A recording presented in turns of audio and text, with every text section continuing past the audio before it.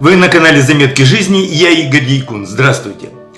Немного найдется произведений искусства, опередивших свое время. И если не знать их историю, то можно отнести их к совершенно другой эпохе и другому стилю. И не каждый музей обладает такой жемчужиной. Возьмем, к примеру, скульптурное изображение так называемая «Дама из Эльче», некогда хранившуюся в Лувре, а теперь находящуюся в экспозиции Мадридского национального археологического музея Испании. Изображение настолько выглядит современно, что возникли дискуссии о том, что это современная на момент находки в конце 19 века подделка. И только обнаруженные в течение 20 века идентичные скульптуры и современные методы анализа подтвердили ее подлинность. Созданная в IV веке до нашей эры представителями иберийской культуры на юге современной Испании, скульптура представляет из себя погребальную урну или часть погребального памятника, что подтверждено анализом частиц пепла в отверстии сзади на изваяние.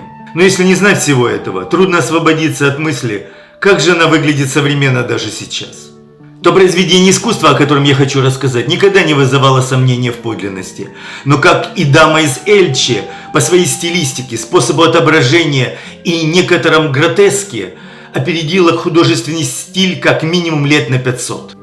Находится в северном или крыле Ришелье Большого Лувра, в отделе французской скульптуры 5-18 веков.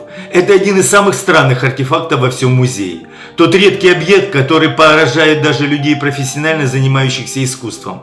Он одновременно готический, ренессансный и почти современный. Надгробие Филиппа Потта.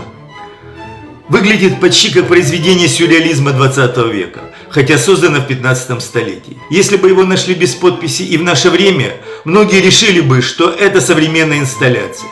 Надгробный памятник Потту, изготовленный из раскрашенного известняка, является одним из последних такого рода памятников бургундского стиля и в каком-то смысле его вершиной. И если во всех предыдущих памятниках гробница предстает в традиционном образе саркофага с небольшими фигурками плерантов, скорбящих или плакальщиков, то здесь плиту с лежащим на ней Поттом несут 8 закутанных в черные фигур монахов. Перед зрителем разворачивается реальное действие, происходящее здесь и сейчас перед вашими глазами. Монахи как бы застыли на секунду в своем торжественном движении. Портретное изображение Потта реалистично, о чем мы можем судить на основании его изображения из церкви Нотр-Дам в Дижоне, так называемого портрета дарителя, предположительно изображающего Филиппа Потта. Кожа скульптуры окрашена под натуральную, его тело покоится на плите, а голова на каменной подушке, выполненной настолько реалистично, что создается иллюзия ее мягкости. Он одет в тунику, серебряные доспехи, украшенные позолоченным нагрудником, и рыцарский шлем. Глаза Потта открыты, а руки сложены в молитве. Меч лежит рядом, а ноги покоятся на коричневом животном неясного вида. В результате некачественной реставрации животного и ног в прежние времена, еще до того, как была изобретена фотография, возникли трудности в определении, какое это животное. Современные искусствоведы расходятся во мнении относительно того, является ли это животное львом или собакой. И существуют противоречивые интерпретации его иконографии. Большинство видят в нем собаку, традиционный символ верности в бургундском надгробном искусстве. И мне приятнее думать, что скульптор по просьбе Потта изобразил собаку, своего любимца, чтобы никогда с ним не расставаться. Гербы на щитах на боках монахов, на фоне черных одежд скорбящих, раскрашены в различные цвета: золотой, белый, красный, синий, представляющие собой гербы его и родственных ему семей, отвлекают зрителя от скорбности момента, внося некоторые нотки гротеска. Филипп Потт был бургундским дворянином, военачальником и дипломатом, происходивший из старинной рыцарской семьи. Он был сеньором Ла-Роша и Тюрей-сюр-Уш, рыцарем ордена Золотого Руна и великим сенешалем Бургундии, другими словами, губернатором Бургундии.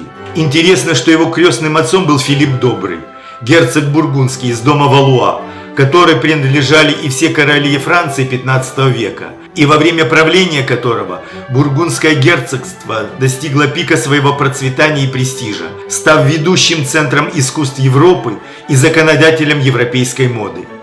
Кстати, Филипп Добрый был учредителем почетного рыцарского ордена Золотого Руна, существующего и сейчас в двух ветвях – испанской и австрийской.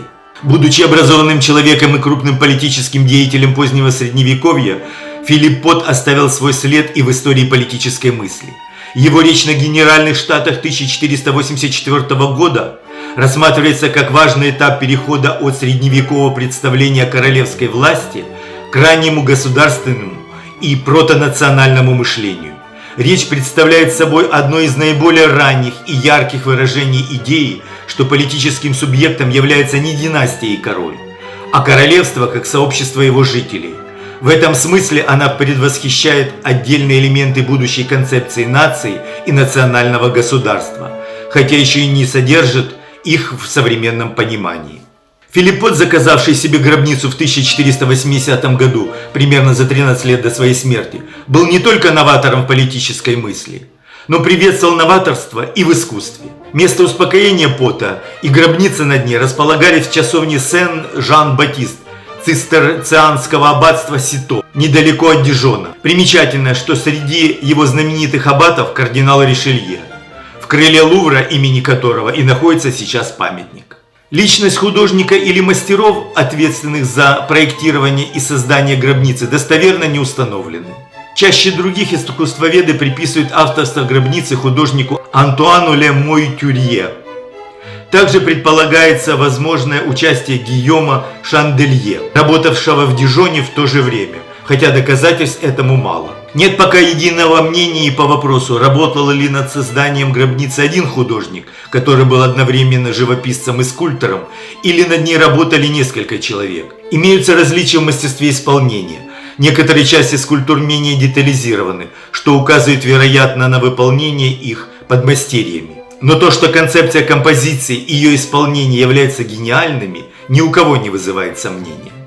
Скульптурная композиция отличается от торжественной застывшей монументальности готики и больше присущая реалистичному, обыденному, без лишнего пафоса взгляду на объект, со скрытой внутренней динамикой, почти как у художников движения «Новая объективность» начала 20 века. Мало того, скульптурная композиция настолько эстетична, что долгое время служила в качестве ландшафтной скульптуры в парке поместья графов де Весврот, чему есть свидетельство картина художника Эдуарда Бумона от 1875 года «На солнце» из Нью-Йоркского Метрополитен-музея.